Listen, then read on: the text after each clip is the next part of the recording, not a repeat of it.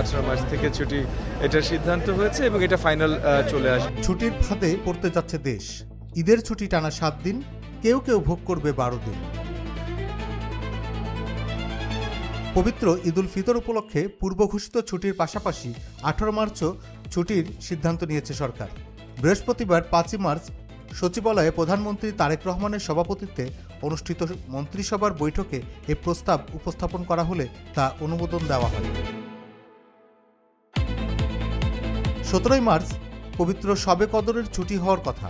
এর ফলে এবার কার্যত ছুটি হবে 17 থেকে 23 মার্চ, মোট 7 দিন।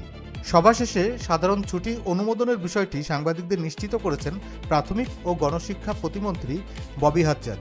18 মার্চ থেকে ছুটি এটার সিদ্ধান্ত হয়েছে এবং এটা ফাইনাল চলে আসবে আপনাদের সামনে অতি শীঘ্রই। আর আমাদের প্রথম পার্লামেন্টারি অধিবেশন নিয়ে আলোচনা হয়েছে।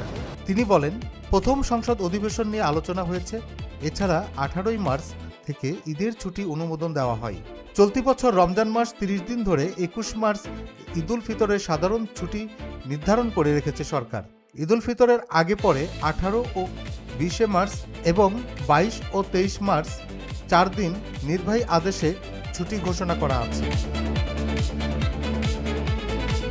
ঈদের ছুটি শুরুর আগে 17 মার্চ মঙ্গলবার শবে কদরের সরকারি ছুটি।